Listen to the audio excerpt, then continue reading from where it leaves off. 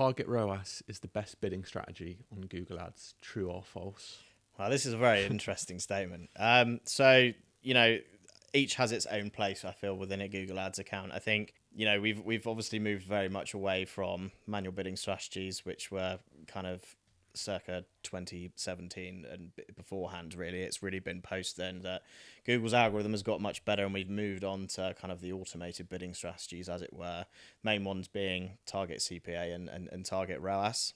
I think the general standpoint around both bidding strategies is that you use Target CPA for lead gen and you use Target ROAS for any e-com based clients. Yeah.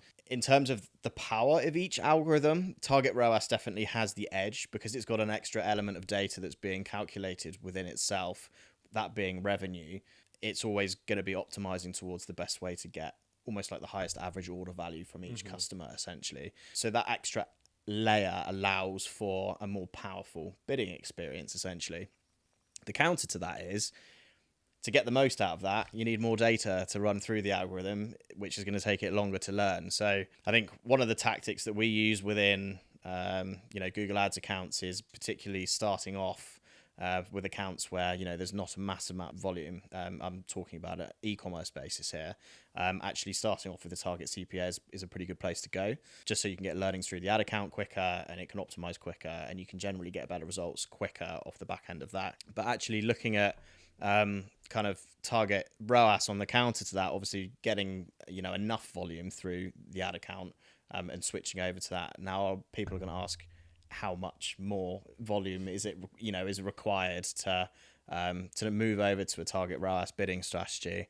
I don't think there's any, kind of correct answer to that. I think once you kind of move past the boundaries of kind of, I would say around 10k spend on a Google Ads account, then start testing it and see whether you can get any incrementality of using a Target ROAS bidding strategy over Target CPA.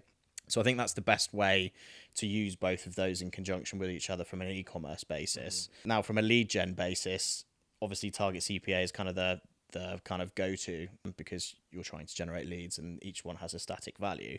But I think one thing that Google have been trying to introduce recently is something called value-based bidding, which is actually moving over to use Target ROAS and the extra power that it has as a bidding strategy itself when you're using lead gen.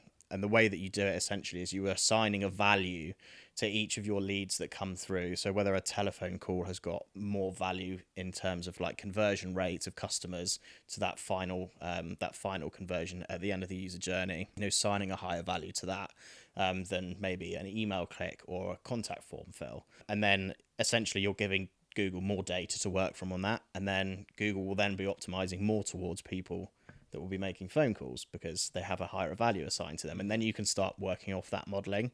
One thing you can also do, and that's just looking at an in-platform level, what you can do with particular back-end systems is actually then import all of that data from each of those leads back into Google itself and get an actual realistic ROAS of what all of your leads are generating as well, which is kind of almost like the gold standard and the best way to set it up.